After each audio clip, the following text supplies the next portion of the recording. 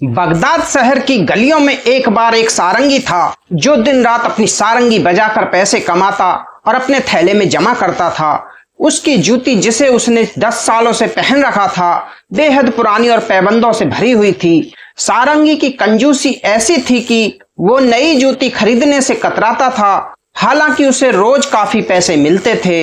एक दिन वो सारंगी एक सीरियाई सौदागर से चालाकी से सुंदर बर्तन सस्ते में खरीद लाया और उन बर्तनों में इत्र भरकर बेचने का मन बना लिया। उसी दिन हमाम जाने पर एक दोस्त ने उसकी जूती की दयनीय हालत देखी और उसे नई जूती लेने की सलाह दी। जब सारंगी हमाम से बाहर निकला तो उसे लगा कि उसका दोस्त नई जूती छोड़ गया है। खुशी खुशी में वह नई जूती पहनकर घर चला आया, लेकिन उसकी ये खुशी जल्द ही मुसीबतों में बदल गई। जूती वास्तव में बगदाद के काजी की थी और काजी को जब जूती नहीं मिली तो उन्होंने सारंगी को चोर समझकर गिरफ्तार कर लिया। कई सजा और जुर्माने भरने के बाद भी सारंगी की परेशानियों का अंत नहीं हुआ। उसने जूती को नदी में फेंक दिया, लेकिन मछुआरे के हाथों वो फिर लौट आई। जूती ने फिर से उसकी जिंदगी में कई समस्याएं खड़ी की, जिससे वह बार बार सजा और जुर्माने भरता रहा। आखिरकार सारंगी ने काजी से अनुरोध किया कि उसे इस मनहूस जूती से छुटकारा दिलाया जाए।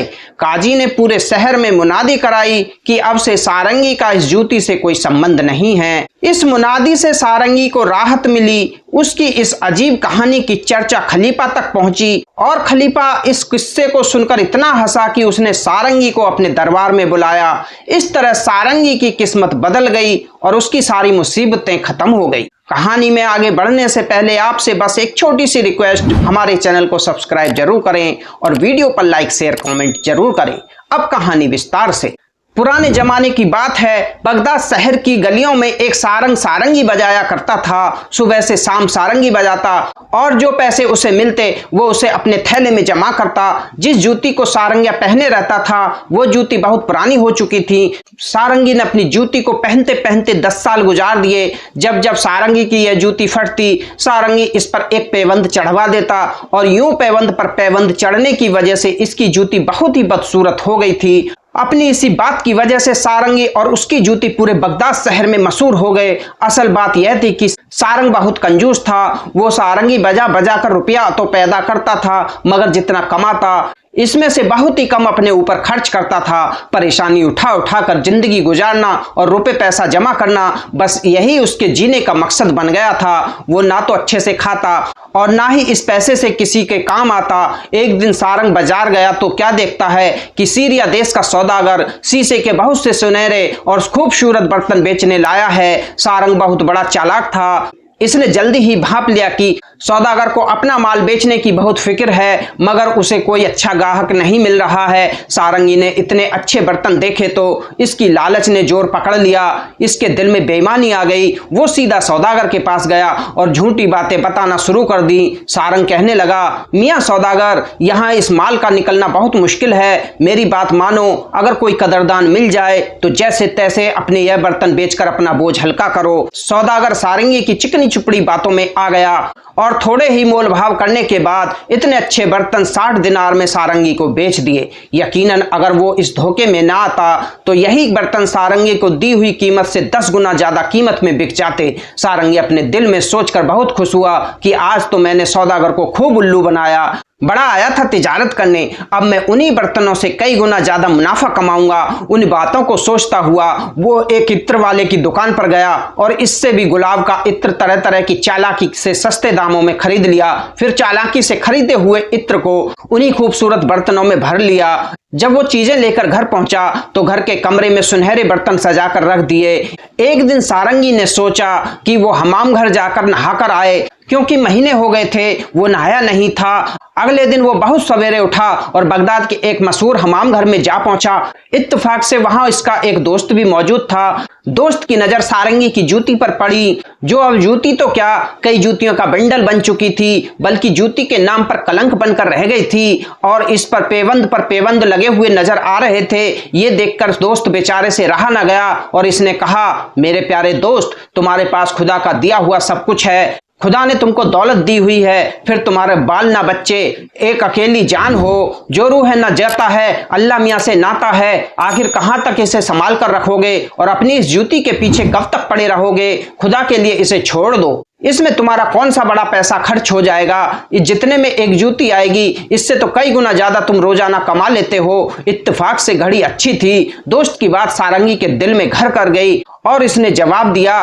कि भाई तुम सच कहते हो, मैं इंशाअल्लाह कल ही तुम्हारी इस बात पर अमल करूंगा। इतना कहने के बाद सारंगी हमाम के अंदर नहाने चला गया और बहुत देर तक मल मल कर हफ्तों का मैल कुचैल साफ करता रहा। जब जी भर के नहा चुका और हमाम से निकलकर कपड़े पहनने के लिए कमरे में दाखिल हुआ तो इसकी नजरें ये देखकर हैरान हो गईं कि इसकी 10 साल पुरानी जूती के करीब में एक नई जूती भी रखी हुई थी। सारंगी ने फौरन सोचा कि वाकई मेरा दोस्त भी कितना मेहरबान है और खुले दिल का मालिक है। आखिर उससे रहा ना गया और वो मेरे लिए एक नई जूती छोड़ गया। खुदा उसे अच्छा बदला दे। दोस्ती हो तो ऐसी हो। सारंगी ने खुशी के मारे जल्द जल्द कदम बढ़ाए और नई जूती पहनकर घर की राह ली। आज सारंगी बहुत खुश था कि अल्लाह ने बेपैसे कौड़ी ये नई जूती दिलवा दी, मगर उसे ये मालूम नहीं था कि इसकी सारी खुशियां खाक में मिलने वाली हैं और इस जूती के घर में आते ही मुसीबतों का पहाड़ टूटने वाला है। ऐसा लगता था कि तकदीर ने सारंगी से इसकी कंजूसी का बदला लेने की ठान ली थी और इस बात की सजा देना चाहती थी कि 10 साल की खिदमत के बाद जूती को छोड़ते वक्त जरा भी अफसोस ना किया और उसे ऐसे ही छोड़कर चला आया कि जिस जूती को सारंगी अपने दोस्त का तोहफा समझ रहा था वो बदकिस्मती से बगदाद के काजी की जूती निकली। उस दिन काजी साहब भी उसी वक्त हमाम में नहाने आए थे। जब काजी नहाकर फ्री हुए और जूती तलाश की तो जूती न मिली। इस पर उनको बेहद गुस्सा आया और उन्होंने हमाम के मालिक को हुक्म दिया कि सब जगह की तलाशी ली जाए, शायद कोई ऐसी जूती मिल जाए जो उन्हें छोड़कर चला गया हो और इसी से जूती चुराने वाले का खोज लग जाएगा। बहुत ढूंढने के बाद ऐसी जूती सारंगी की ही नजर आई जिसका पूछने वाला कोई ना था, क्योंकि यह जूती बगदाद भर में मशहूर हो गई थी। इसलिए देखते ही लोग उसे पहचान गए और काजी से सारा वाकया बयान किया। काजी ने जब यह हाल सुना तो फौरन अपने आदमियों को हुक्म दिया कि सारंगी के घर को घेर लें और अंदर पहुंचकर जूती का पता लगाएं। उन्होंने ऐसा ही किया और घर की तलाशी ली तो काजी की जूती मिल गई। जूती को कब्जे में ले लिया और सारंगी को भी पकड़ कर ले गए, क्योंकि वो लोग अपने दिल में सारंगी को चोर समझ रहे थे। चुनाची सारंगिया काजी के सामने पेश हुआ तो इसने अपने आप को बेगुनाह साबित करने की पूरी कोशिश की, मगर काजी ने एक ना मानी, क्योंकि चोरी का माल इसी के घर से बरामद हो चुका था। काजी ने सारंगी को कौड़े लगवाए और थोड़े दिन कैद में रखने के बाद एक बड़ी रकम जुर्माना कर दी। जब कैद की मियाद पूरी हुई तो सारंग कैद खाने से छूटकर निकला। अब सारंगी का गम और गुस्से के मारे बहुत बुरा हाल था। वो कभी अपने आप को कोसता तो कभी उस मनहूस जूती को सैकड़ों बुरी भली बातें कहता। वो समझता था कि ये सब इसी मनहूस का असर है। अगर ये जूती ना होती तो मैं बैठे बिठाए इतनी परेशानी में ना फंसता और ना ही इस तरह के अपमान उठाना पड़ता। ये सब इसी के करतूत हैं। सारंग अपनी इन हालातों पर जितना गौर करता, जूती पर इसका गुस्सा उतना ही बढ़ता जाता। आखिर इसने अपने जी में ठान ली कि सबसे पहले इस पुरानी जूती को ऐसा ठिकाना लगाया जाए कि हमेशा के लिए इससे पीछा छूट जाए। सारंगी के मन में आया कि जूती को गहरे पानी में डुबो दिया जाए। चुनाचे वो सवेरे ही जूती को एक पुराने कपड़े में लपेटकर नदी की तरफ चल पड़ा और एक ऐसी जगह पर जहां पानी की गहराई बहुत ज्यादा थी उसने जूती को जोर से घुमाकर फेंक दिया। जूती बहुत भारी थी और वजन की वजह से फौरन डूबती चली गई। अब जूती दिखाई देनी बंद हो गई। तब जाकर उसने चैन की सांस ली और दिल ही दिल में खुश होता हुआ घर पहुंच गया। मगर सारंगी की बदकिस्मती ने अभी तक इसका पीछा ना छोड़ा। दूसरे ही दिन इस नदी पर एक मछुआरा मछली पकड़ने आ गया। इसने बड़ी उम्मीद बांधकर जाल नदी में फेंका। थोड़ी देर बाद जब जाल भारी मालूम हुआ तो उसने खुश होकर धीरे धीरे जाल खींचा, मगर जाल निकालने के बाद उसकी सारी उम्मीदों पर पानी फिर गया, क्योंकि उसके जाल में वही सारंगी की भद्दी जूती फंसी हुई थी। मछुआरा जूती को देखते ही पहचान गया, क्योंकि बगदाद भर में कोई ऐसा ना था जो इस जूती का हाल ना जानता हो। इसने कहा, हो ना हो ये जूती किसी तरह सारंगी से छूटकर नदी में गिर गई हैं, क्योंकि सारंगी को तैरना नहीं आता होगा, इसी वजह से ये डूब गई होंगी। अब मैं उस सारंगी को वापस कर दूंगा ताकि वो अपनी खोई हुई चीज पाकर खुश हो जाए। मछुआरे ने जूती उठाई और सारंगी के घर पहुंचा। उसने आवाज दी तो किसी ने जवाब ना दिया। मछुआरा मजबूरन उसे बगदाद के बाजारों में तलाश करने लगा कि कहीं सारंगिया मिल जाए तो उसकी जूती इसके हवाले कर दें। किस्मत का मारा सारंग तलाश करने के बाद भी ना मिला। मजबूरन मछुआरा दोबारा उसके घर की तरफ लौटा और बड़े जोर से दरवाजा खटखटाया कि शायद सारंगिया सो रहा हो और शोरगुल से इसकी नींद खुल जाए। जब ये उम्मीद भी पूरी ना हुई तो इसने दूसरे दिन सुबह को फिर दोबारा आने की ठानी। मछुआरा उल्टा कदम वापस होने का इरादा कर ही रहा था कि यकायक इसकी नजर सारंगी के घर के सामने खुले रोशनदान पर पड़ी। फौरन मछुआरे को ख्याल आया कि इसकी जूती को इस रोशनदान में से घर के अंदर फेंक दें ताकि सारंगी जब घर आए तो उसे उसकी खोई हुई जूती मिल जाए। मछुआरे ने आप देखा न ताब एक ही बार में जोर से जूती रोशनदान से अंदर फेंकी। बदकिस्मती से ये जूती सीधी सारंगी के सजाए हुए शीशे के बर्तनों में जा लगी। सारे के सारे बर्तन नीचे आ गिरे और टूटकर बिखर गए। साथ ही जिस बर्तन में गुलाब का इत्र रखा था वो बर्तन भी टूट गया और सारे का सारा इत्र भी बह गया। जब सारंग घर वापस आया और तबाही देखी तो सर पकड़कर बैठ गया। सदमे से उसका बुरा हाल था।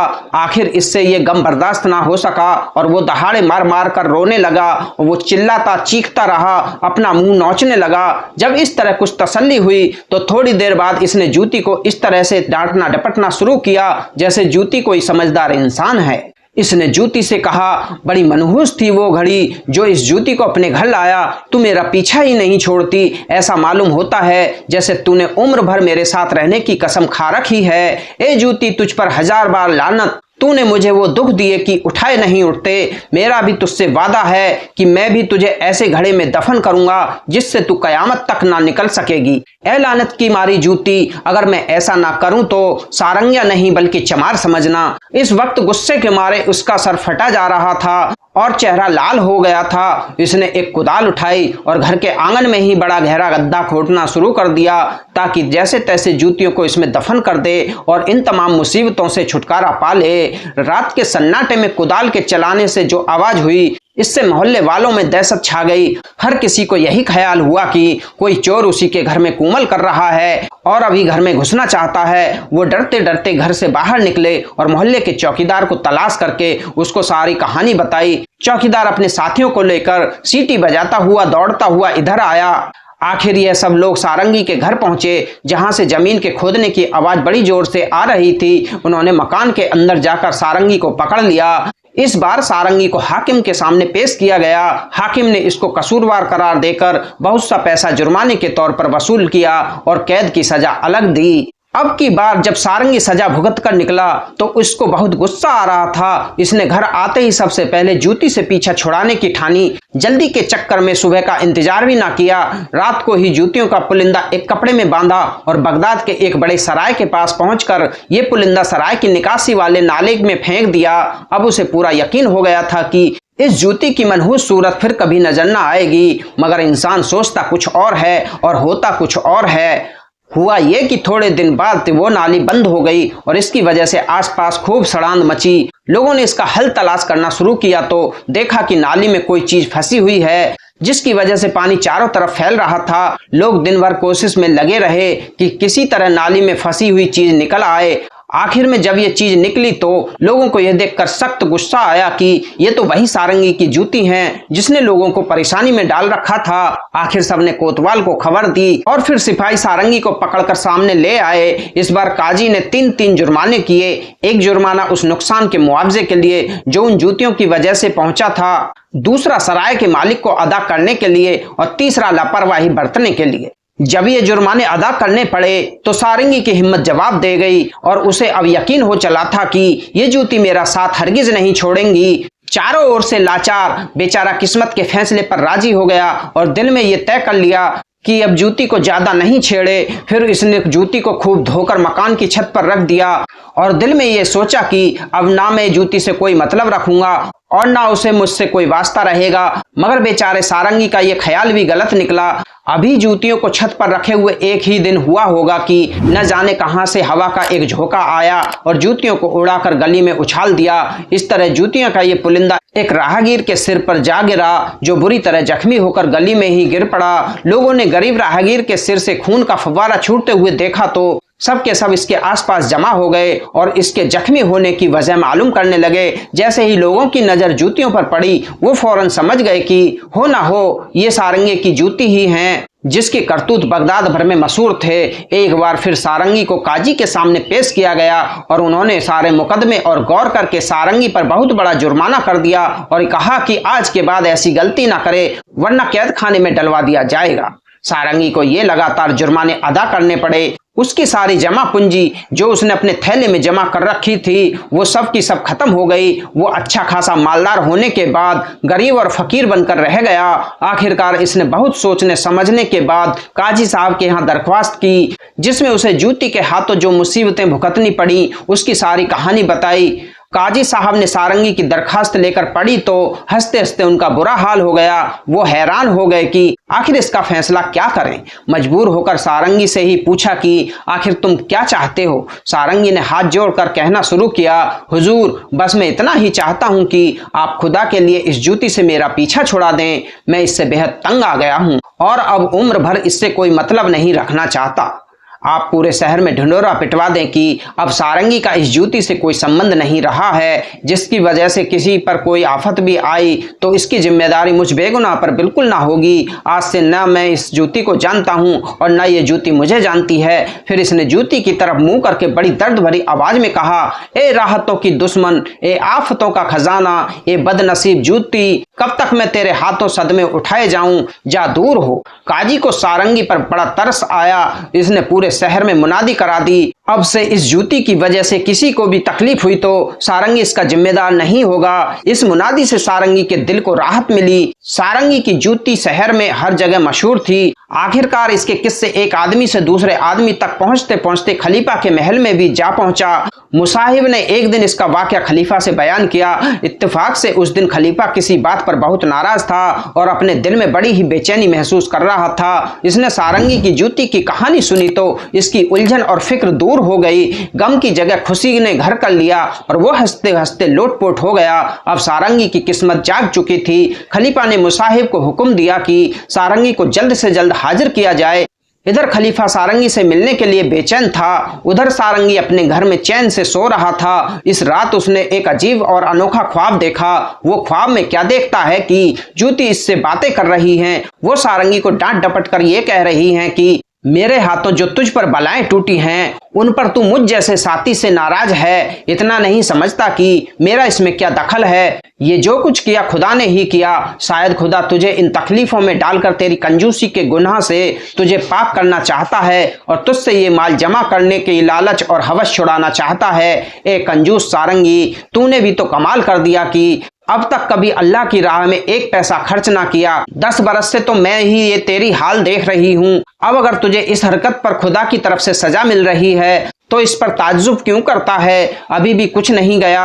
अगर तू मुझसे वादा करे कि फकीरों और मोहताजों को अपने रुपए से मदद करेगा तो मैं यकीन दिलाती हूँ कि तेरी मुसीबत टल जाएगी, क्योंकि जो शख्स दूसरों के काम आता है वही असल में खुदा की दी हुई नेमत का शुक्र अदा करता है और इसी से अल्लाह खुश होता है। सारंगी जूती की इस नसीहत पर बहुत खुश हुआ और उसने खुदा को गवाह मान के जूती से वादा किया कि अब मैं इसकी नसीहत पर अमल करूंगा और पहले वाली बुरी आदतें बिल्कुल छोड़ दूंगा।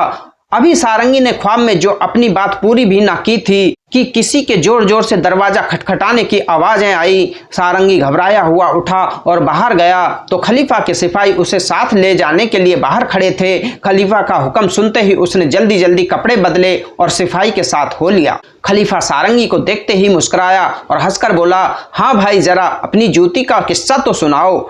सारंगी ने अपना सारा किस्सा खलीफा को कह सुनाया और यह किस्सा सुनकर खलीफा बेहद खुश हुआ और सारंगी को इतना इनाम दिया कि वो उम्र भर के लिए अमीर हो गया। मगर अब सारंगी पहले जैसा कंजूस मक्खी चूस ना रहा। उसने ख्वाब में जो जूती से वादा किया था वो पूरा कर दिखाया।